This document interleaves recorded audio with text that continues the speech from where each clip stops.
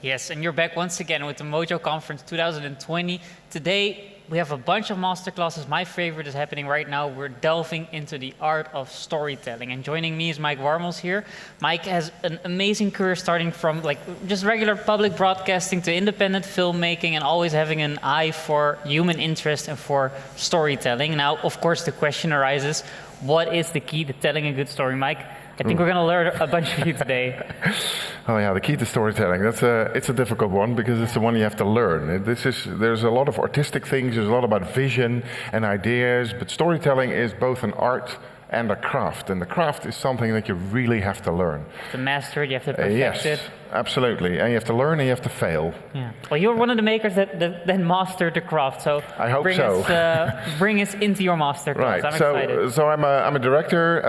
I write most of my own scripts. I do a lot of the last couple of 10 years. I've done a lot of children's television, which is a tough audience. So it requires a lot of storytelling, but. So I've done a lot of documentaries. I love children's programming and science. Science is great because if you understand science and scientific research and you understand storytelling, there's a huge amount for a filmmaker to work in that area. So today I'm going to try to tell you a little bit about the basics of what a story is. Because this is of course a MOJO conference, and I've worked basically on most cameras one can imagine. And of course we know the big cameras that I have on screen here, you do the feature films, and we have the camera that we all carry around in our pocket. And well, of course there are differences. Both have their advantages, both have their disadvantages. And we know that storytelling films are being made on cell phones. Even feature films, plenty of them. There's plenty of examples of people actually shooting. This is a famous one, Tangerine. A feature full-length film shot on an iPhone 5. Just basic, as you can see in the pictures, just a very basic setup. And an entire movie was shot this way. And cameras are getting better and better. And just to show what we're talking about at top quality level, I have just a short film, 2 minutes, made for Apple to promote their iPhone 11. iPhone 11 promo video.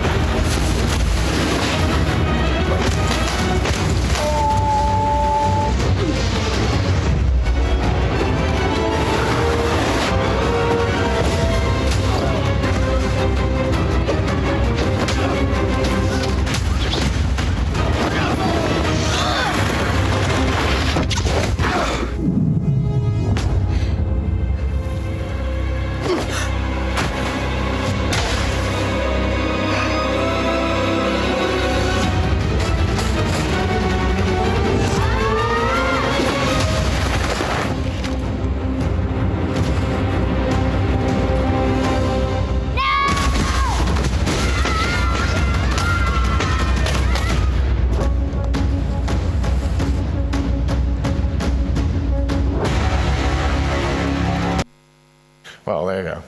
So, movie making on a phone, mobile, on a smartphone, is it possible? Yes. This is directed by David Leitch, who also directed Deadpool 2 and Hobbs & Shaw, the last Fast and Furious film.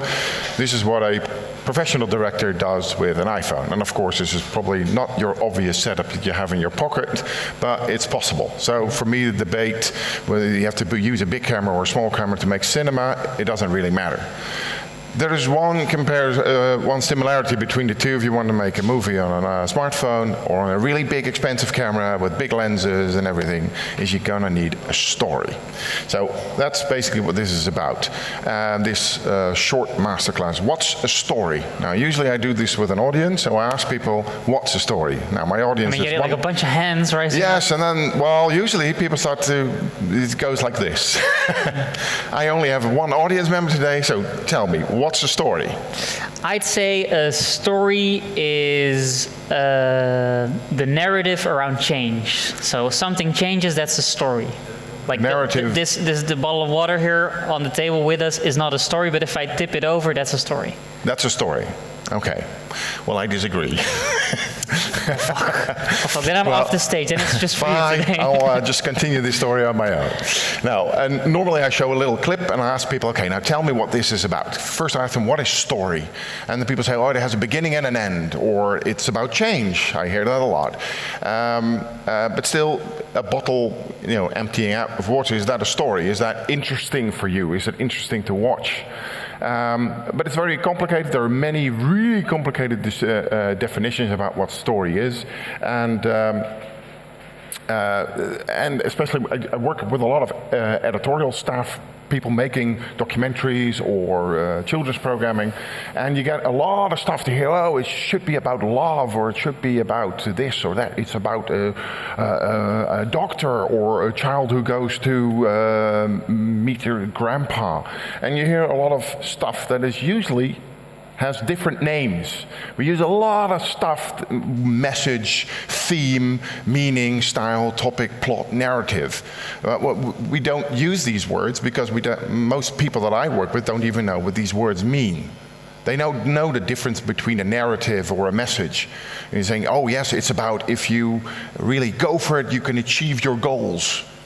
Now, that's not a story, that's a message. Yeah, or it's about a hospital. That's not a story, that's a topic. It's about love. That's not a story, it's a theme. So to understand these things, this is the craft bit of storytelling, is there is a big difference between all these things. But none of these are what stories are. So change is one thing. So what is a story? Now, I found a definition which is really short, just to get an idea of what it is. When is something a story? Often people ask, can anything be a story? No, a story has a certain universal form. And we've been telling stories for millennia. And so what is a story? In short, is a definition, is a story is about someone who wants something. Or about something that happens to someone. So it could be a disaster, or your house crashes, or you missed a train.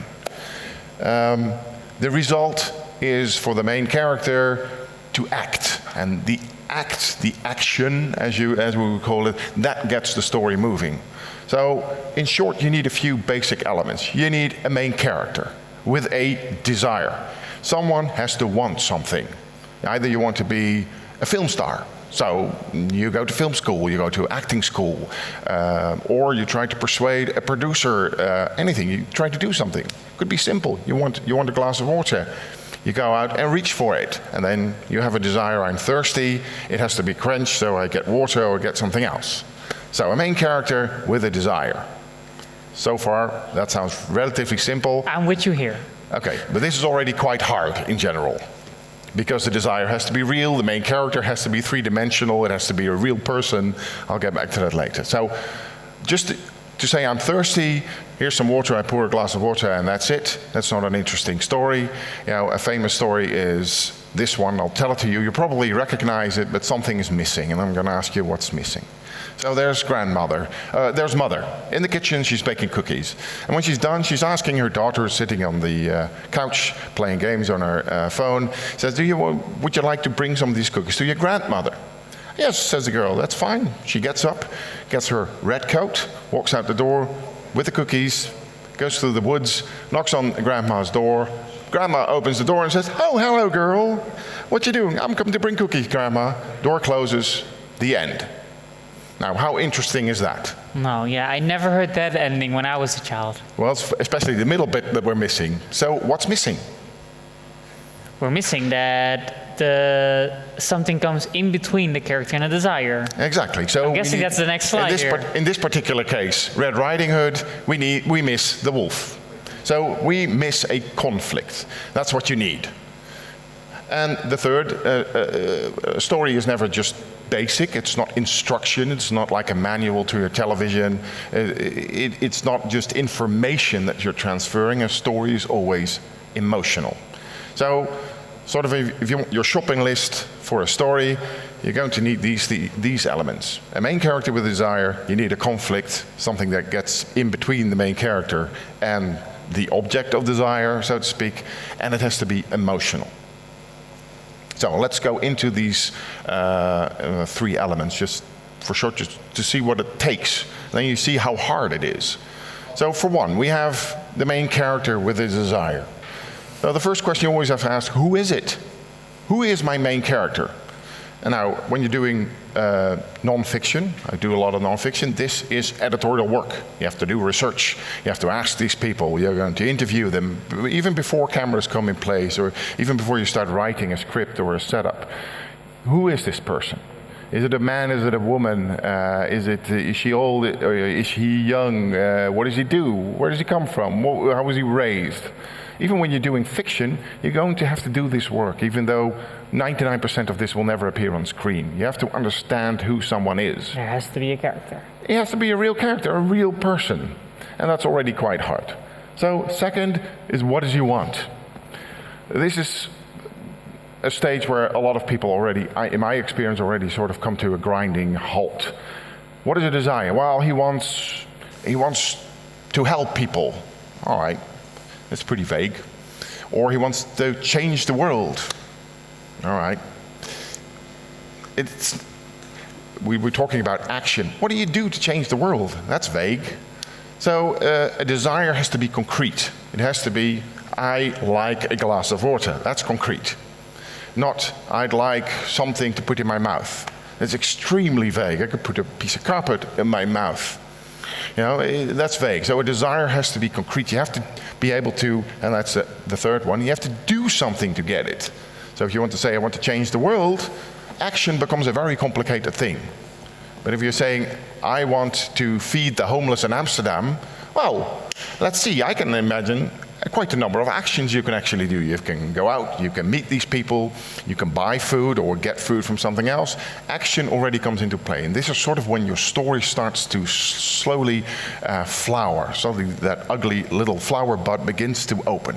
We see a guy or a girl who wants to do this for that and that person, and well, it's quite clear what you have to do. If you want to help the homeless, you gotta get them a roof over their head and you gotta give them food. It becomes concrete. So, and thirdly, even though this will not always be in your film, but I always think it's a very important question is to ask is why? What's your motivation? Why does this person want to help homeless people? Why are you thirsty? Didn't you drink before we got on stage here? Or do you have diabetes that you have to drink a lot? Those things are very interesting because the motivation of your character always defines what actions you choose to achieve your goal, especially when our next topic comes into place, conflict. So when someone stops you, how do you respond? That's why motivation is very important. You know, if you want to find out who your father was, you know, if you never knew your father, why? What's the reason why you want to go out and find your biological dad? These are important questions to understand. If you don't know who your character, it defines who your character is, but it also defines what he or she is going to do. So these, for me, are must-haves. We haven't even put a letter on paper to write a script or anything. We've not shot a single shot. We've not even found a location. But without this, you don't start working on any story. Well, a lot of people do. And my experience is if you don't do this in the first stage, you can go on a lot. You can talk with a lot of words. I'm pretty good at that. I can use a lot of words. You can write scripts with wonderful words and it's going to be amazing. And especially if you're doing documentaries, you can write really, really big stacks of paper filled with why you're going to do all this. And even during filming, you can tell yourself, oh, I have a vision. It's great. These shots are wonderful, whether it's on a phone or on an Arri. It's wonderful. this can go on for a long time. When you're entering the editing room, you start putting it together, you don't have this will hit you like a ton of bricks. And I've had it in my early stages. I've seen it with a lot of colleagues that really start to pull their hair out in editing and say, I don't have it. And why? Because you didn't do your homework. And there's no difference between a documentary filmmaker or a fiction filmmaker. If you're writing a script, you have to invent all this. When you're doing non-fiction, you can do the research. But if you're doing fiction, you have to invent these things. And if it doesn't work, in the editing room, you're in big trouble. Because usually it's too late to fix it. Well, not entirely. Editing is a wonderful place to reimagine your story. But this is where it usually hits you. Until then, you can use a lot of words. Okay, so for anyone watching the live stream, this is the point where you take a screenshot, you print it out, you put it on the wall, and you remind yourself every day that this is what it's about. This is what you're going to need. Cool. If this is not there, so second. What is the next step? You can ask yourself these questions when you're thinking of doing a story. What does a person want? Main character and desire. What does he do to get it? And thirdly, why doesn't he get it? Okay, so these are the basic things. You have a protagonist. Now we get the more expensive words for the storytellers. We have a protagonist, your main character, with a desire and an action and a conflict. Now the conflict is usually the biggest part of the story because otherwise it's not really interesting. So on conflict, it's very simple. No conflict, then there's no story. So that's what you see with a lot of these films that we see, even the short ones that we will see. Is people have an idea, it's visceral, it's visually attractive, but I always ask, what's it about? I often find it really hard to watch like 20 of those short films, because after a while I was like, okay, these are guys who know how to handle a camera, they know how to edit or put cool music on it or invent great shots. But with great visuals, you don't really tell a story. You don't have a story, you don't have a great film with just great pictures. Now, it doesn't have to be fighting. We're not talking about war or superheroes battling each other. It's about contradictory emotions. So for me, an Avengers Endgame is very similar to a marriage story. The one is spectacular with superheroes do magic, great, wonderful things, great CGI, big battles.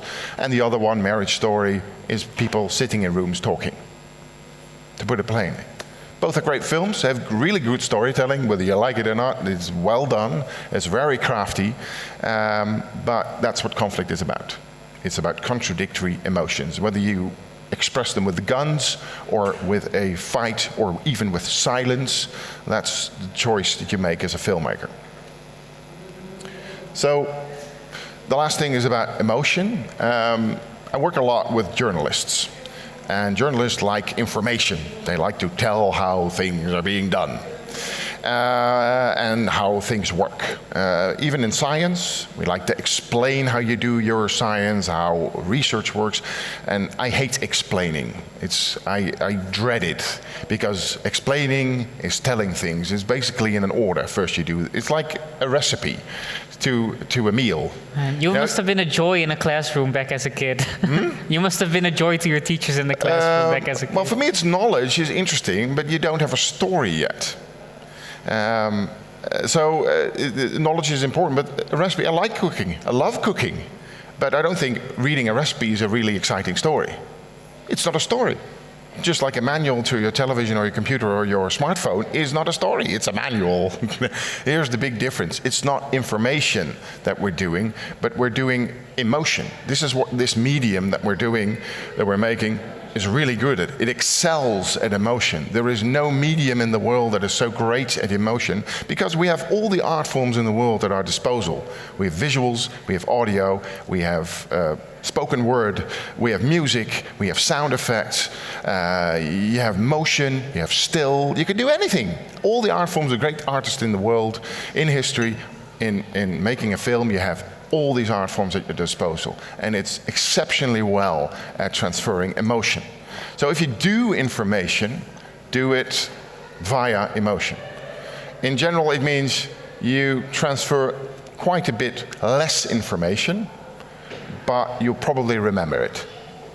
And for me, you can tell a lot of things for hours on end, but what do you remember? I always ask people, if you go to a conference, Now today we are at a conference, but what do you remember best? What is the one thing that struck you, the story that gripped you? It's usually the guy that starts with a story at the beginning, even if it's about really boring research. He says, well, on the way here, I met someone in a train. This is the TED Talk format that we always see in presentations. And then you remember one thing from that story, but it was the guy from that was the guy with the train. There we are. And this is the power of story. And that's why it's so great. And that's why we do it for millennia. We tell each other stories. Like we meet each other on Monday morning and say, listen what happened to me this weekend. You know, and you're there with the notebook seeing if there's a motivation behind the story. Well, I store everything here. So, in short, a story is always about someone. Very important, it's not about people, it's not about things, it's not about a bottle of water. It's not about a building, it's not about a country. It could be situated in a country, but it's always about someone. Stories are about people. It's very important. And this is important because it's for identification. You know, we identify with people. I don't know about you, but I don't really identify with a bottle of water. I identify with people. Now, people ask, well, what about these animal shows like Richard Attenborough makes? Then, well, pay close attention to what they do. All these, and I'm a great fan of Planet Earth. And how can you not be? It's wonderful. Visually it's interesting, but its storytelling is very, very interesting because they don't really do anthropomorphy there, or they make the animals humans. They don't give them names anymore. They used to, passed long ago. But they always use story. And I remember this well, because I think it was after the first Planet Earth series, they sent these teams out into the wilderness, sometimes for months on end. And they don't go film a monkey or go film a bird. They say, we want you to film this particular behavior. Yes. Not all behavior, one particular behavior. So either one specific migration or one egg coming out or... Well, not so much an act behavior, because an act opening is just an act, but it's like male penguins standing on the South Pole waiting for their wives to come home. That's behavior. And behavior is action. And action sort of means that there's also a desire. Because why would you do something if there's no desire? Now, animals don't have, they have three basic desires. They're looking for food, they like to survive, and they like to procreate. And basically, all these stories about planet Earth, animals are about animals trying to survive, to procreate, or to eat. Yeah. Except for pandas, because they don't like doing anything. They don't like doing anything. There you go. So they're probably not really great for identification, except maybe they're jealous. You can get jealous because they don't do anything. We love to do that. So so that's really clever, what they do, to focus on one particular behavior, one particular action. The action that actually means there is desire. I always say, if you don't know who your main character is, try to find him by either where's the conflict, who suffers most from it. That could be your main character, or who is doing the most. Like when you go to a food bank, who's the most interesting person there? The guy that comes in or the woman that comes in to get food. They usually don't do a lot. They come and collect the food. The people running the food bank, they're the ones doing anything. Even though 90% of the time is focused on the people who come to collect food, but the real main character is the guy who runs it, because he has to do a lot of work, he has to get the food in, he's the one doing things. So it's all these elements, desire, desire, conflict, and emotion, these are all sort of directions towards your main character. So now that conflict is crucial. This is also very important to understand why conflict is crucial. Because we, as human beings, and animals are the same, we like balance in our life. And as soon as the balance in our life is interrupted, we like to restore it. We like balance. So when you go home and your car is stolen, you have a problem.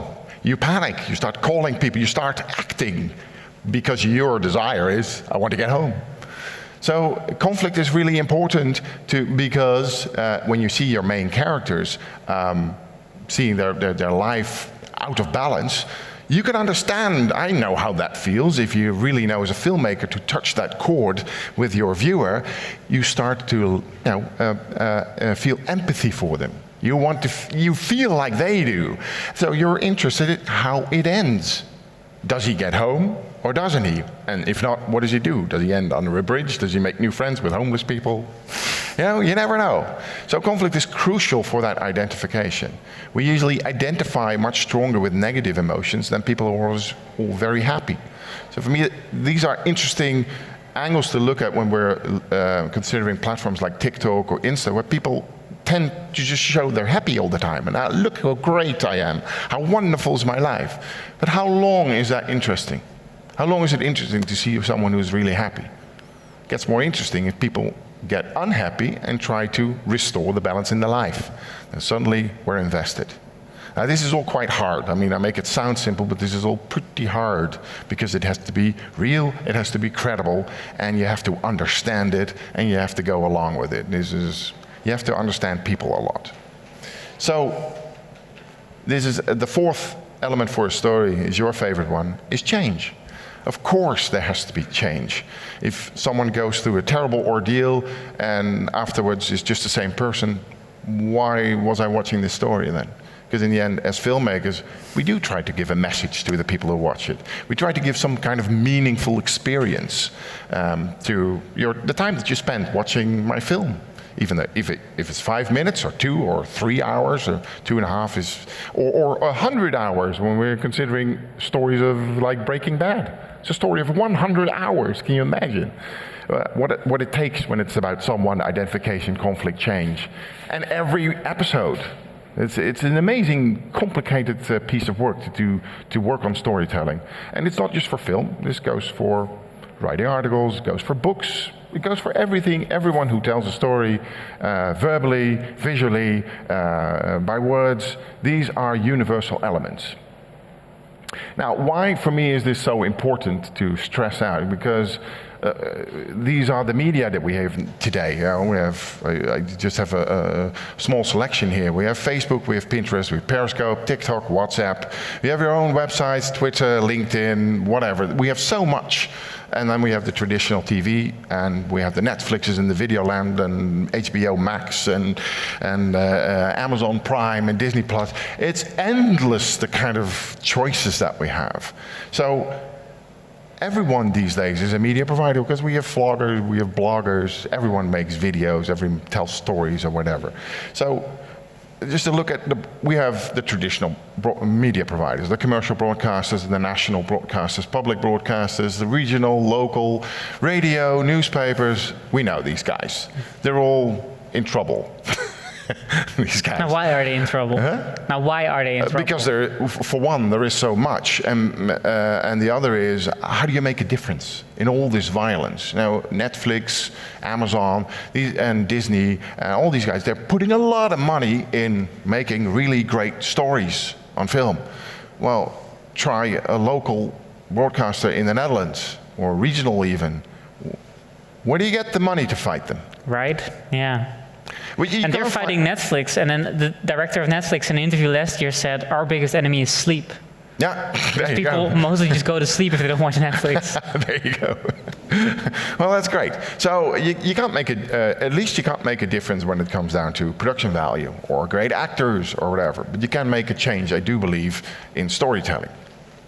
But this is not just this. You have a lot of, I listed a couple here. You have websites like Huffington Post, but you got Hulu, you got Videoland, you got Vice, you got Starz, Disney, Amazon. These are Apple TV. These are the less traditional ones. And then we have companies like IKEA, Dove, Albert Heijn used to do it a lot, Patagonia. There's a lot of companies that make visual content, stories. These are also media. They also try to draw our attention. They don't need the traditional broadcasters, but these, especially IKEA, Dove, Patagonia, there are a couple of them, they're really damn good at storytelling. They're really, and not just in the videos, in the way their corporation is. Their corporation has a really strong story. These are the superstars next to the Disney Plus and the Amazons. These are exceptionally well. You can like them, you can dislike them, but their storytelling is damn good. And that's why their videos are also damn good, because they actually have something to tell you. So, within all this crap here, you have to make a difference. And I believe story is the way. And for one, it's really hard, but it also has to do with this. We live on this particular planet, and it's called Welcome to Nobody Cares. The population is 6 billion, 7 almost. Nobody cares. Nobody cares what you do, whether you do it on YouTube or on Amazon or on a national television. They care about you. They care about, we as human beings, we care about people. So you make a difference with story, because story is about real people going through real things, whether it's fiction or non-fiction. So in short, why story? For one, it's personal. Second, it's emotional. This is still about us. We identify through empathy. So you really have to, this is an interesting element, because people generally say, okay, your main character has to be sympathetic. And that's not really true. Your main character needs to be empathetic.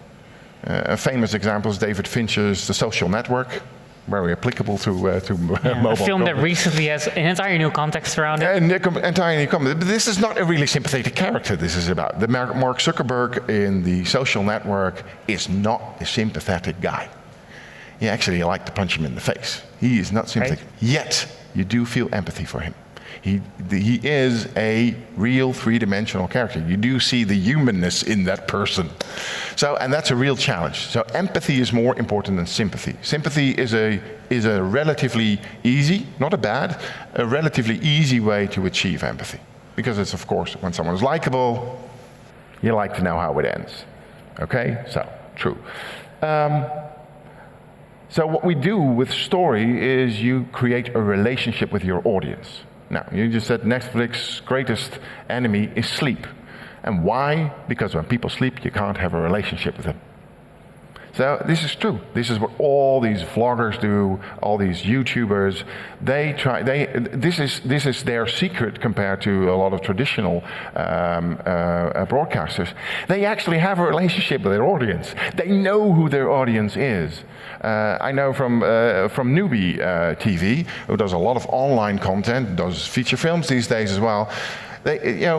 It's very interesting to see how our public broadcaster talks about what they're doing and how they talk about what they're doing. They say we put these videos out on YouTube, and we use YouTube to talk to our audience. We hear what they feel about what we make. They actually know whether their stories hit a mark or not, and then change. Now that's what this is about. Storytelling is about creating a relationship. This is the very essence, even when we were cave people and we're sitting around the fire and telling each other stories. We create a relationship. In that relationship, you could sell each other a product. Yes, that's possible. You could ask someone to come along with you. You could start a marriage, a relationship, you can have children. It's all through relationship and story. Story tells something about who you are. So the fifth element is your brain is a story machine. You can't help it. I know from making television, we have this commissioning editors. Oh yeah, but you have to understand how you go from there to there. So these infamous bridges that even talk shows make. Oh no, we've discussed this, so let's go to the other topic. And it has to be logical the way that you get from A to B. No, I don't. Well, I don't agree, because if you look at children when they spend an hour on YouTube, they watch a lot of different shit. A lot of different. There's no relationship between them, but they will make a relationship because their brain does. If I suddenly grab my smartphone, I look at it, and I'm startled, and I run away, I just leave, what happens to you? What do you think? Well, I'm thinking this guy didn't like my interview. There you go, that could be. Could be I had bad news from my girlfriend, or something is wrong with my children, or I could just be faking it. You don't know, but you start making a connection between what I'm doing and you. You make the relationship. There is no connection. So that's the story machine in me working. It's already working. You can't stop it. And just check yourself when you watch YouTube for a week. You said, oh wait, I saw that in that movie, and suddenly, hey, well, in this series it's the same thing. Interesting. There's no relationship between the two, but your brain makes it. So your brain is a story machine. You start creating this thing already. It's very interesting. And we remember stories better. The conference anecdote, the train, the guy with the train. You remember it better because it's a sort of a cohesive unit of emotions and actions. You remember it better. better than, let me tell you the 20 elements of storytelling. Number 1. You go like that, and you probably forgot number 1 when I hit number 5. Right? Right? So the crucial question you always have to ask is, what is your story? You know, and you can make that on your smartphone, and you can make it on a really big one, and you can write it on in an email or whatever. But it's really, really difficult, especially when you do it professionally or you start making a film. I think it takes a lot of research, and takes a lot of writing, it takes a lot of stuff to figure out your story. And I personally am a great favorite of working towards a log line, even preferably before you start writing your script. Now, a log line is basically 1 or 2 sentences telling what your story is about. Right. When you go to IMDb and you check out if the film is good, in 2 sentences it says it's about this and this and this happening. In essence, you should be able to tell your story in a single line. And I know a lot of people hate that because you can't tell it in, if you. Or this is a famous one about play. If you, if a famous play, it's a bit long. Well, if it was shorter, it wouldn't be that long. If it had to be shorter, it would be shorter. It is long because it is this long. That's what it is. And maybe it's more the professional in me that I do believe if you make your log line, your 1 sentence really, really short, and it contains all these elements, then you could actually just hold on to that until the end of the process, until you're finished with filming, if it's good. Now, I don't know how much time we have, but I have a few. 15? Okay, then I can show it. I'm going to show you. 15 minutes left on the clock. That's I'm going to show you the trailer to a movie. Now, it's an older movie, and then I'm going to ask you this question. What's it about? Tell me in 1 line what the story is of this movie. Okay, you got my attention. So pay attention.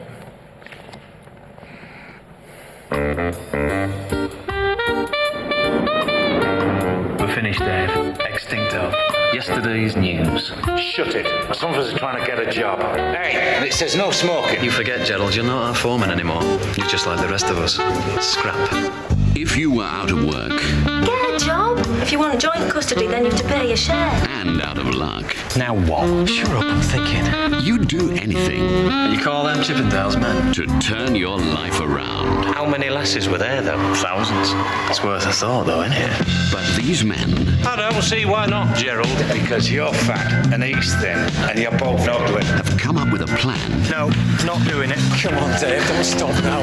that's going to get them a lot of exposure. A laughing stock. Totally. We can either forget it or do it and just maybe get rich. This is crazy. They may not have the talent for it, Dancers have coordination, fitness and grace. the bodies for it, The less I eat, the fatter I get. So stuff yourself and get thin. or the stomach for it. I think I'm gonna be sick. But when you've got nothing to lose, This lot go all the way. You lot. you've got nothing to hide. That would be worth a look. We've sold 200 tickets. No one said anything to me about the full Monty. Are you in or are you out? So this is your great money-making enterprise, is it, Gary? Strippers. You. Fox Searchlight Pictures presents I mean, I couldn't, could I? Why not? the most revealing comedy of the year. We're doing this then, just this once. We're doing it right. The Full Monty. You don't sing? No. You don't dance? No. What do you do? This.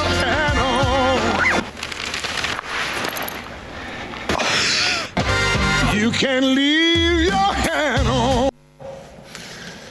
It's an older movie. You're a very strict teacher, so I'm quite afraid of giving my answer here. That's good. Failing is part of life. Conflict. That is Embrace conflict. it. Embrace now, it. I would say this film, The Full Monty, is about a few jobless friends who decide to pursue a career in becoming strippers and everything that happens to them on their way. Well, that's pretty close. Close to the mark. But I'm wrong again. No, you are right, but we're missing a couple of things. Because when you're making a story, as a director, we say, I want to know when you say, oh, for instance, I'm working on, well, it's almost finished, but I made a scientific documentary about fungi. Very interesting topic. So, you know what to say about people that would like to work with fungi? Well, they're fun guys. Yes, I went to the building that has the most fungi in the world, so that's very interesting. But you have to, I always want to know, what are we going to do? What are we going to film? So I have to know what it's about, I have to figure out what the story is going to be, I have to know what we're going to see, because in the end you have to put the camera on it. So this is the official log line. I'm going to show it to you on how the Full Monty. This is a famous one because people always refer to it. The film is fine, it's great, it's a really funny movie. It's not the best movie ever made, but it's well made. It's really craftily well made, good humor.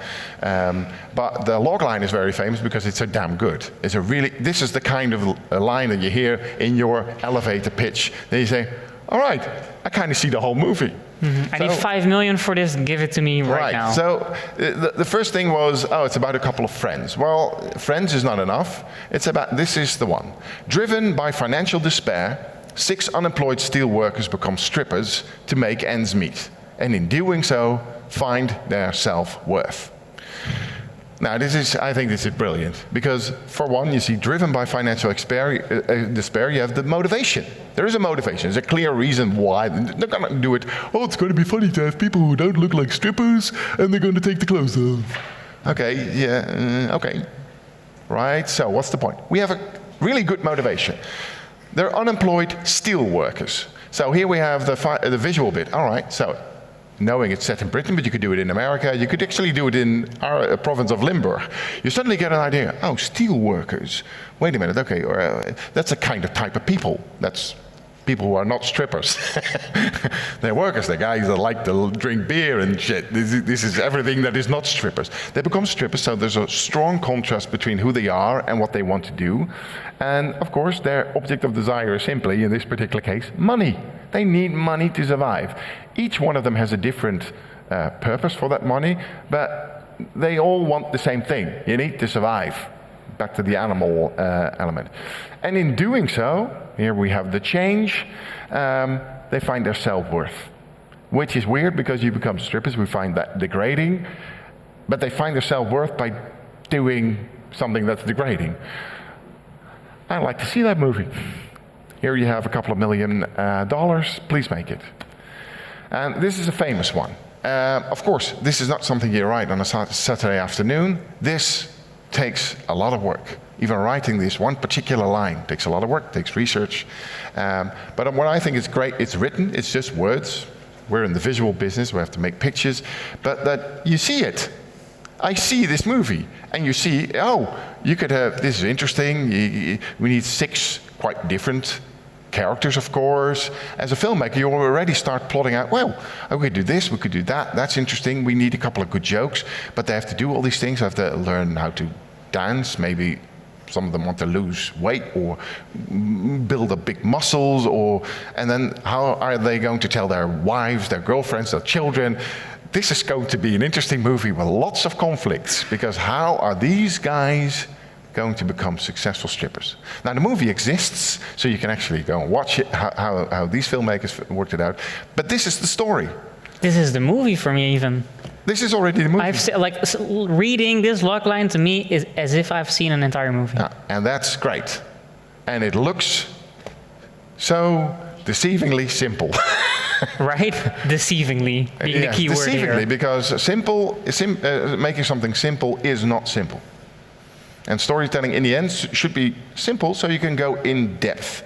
And I always say if you want to tell a lot, it becomes really big but very shallow. If you want to make a story, make it small so you can go deep and make it meaningful. But it's an art and it's a craft. So you have to study and work it. Like any craft, like doing push-ups, like becoming a stripper. Nothing comes for free. Right? Is there anything left in the presentation? Is there something you can give us at home? Any tips? Any? This is the tip: is go and look for, if you're going to tell a story, who's your main character, and then what's his or her desire. And you will find this is so hard. Because it depends on what you want to make. If you want to make a short movie, you can do with a very small desire. But if you want to make a feature film, you're gonna need something that's a little simpler than I like a glass of water, so go to the tap and drink it. Unless you create a lot of interesting obstacles in the way, and it's hard. Just don't give it time, and don't give up. Give up quickly. And don't think, it's very interesting because yesterday I've been working with a couple of school kids, 12 years old, 12 of them, making a film within an hour on a smartphone. And it's the same thing, don't make it easy on yourself. Don't make it easy on yourself, because your audience is never going to make it easy on you, because they see so much stuff on Netflix, Amazon, Disney Plus, the broadcasters. They have seen basically everything. So to make a difference, don't make it easy on yourself. Wow, Mike, thank you for the opportunity to even delve into your brain. There's a different topic that I want to cross over with you, and it's about you teaching young refugees filmmaking. And I think you use these plot lines, these ideas of use about story to teach them. What is that like? Can you tell us a little something? For one, it's very interesting because, for one, they're a completely different culture. And things that mean a lot to them are sometimes a bit more, I need to work it to understand why it means so much for them. But refugees all have a story because they know they have a desire. You know, they want to have a normal life in a country where they're not being persecuted or where they can eat. And to get to like a country of the Netherlands, you have to go do a lot of shit. Right. Their life is all conflict. So we have it relatively easy. We're struggling with Corona now, but if the worst thing is that you have to work at home or you have to wear a mouth mask, come on, we can do this. These people have given up everything, even not even considering if they ever had anything at all, but they've gone through so much degrading stuff in camps, walking for days through Southern Europe, just to provide a future for a child. I've worked with people who traveled for days with one son, leaving their wife and his other two sons at home, hoping to find a place where you can stay and then bring your family to you.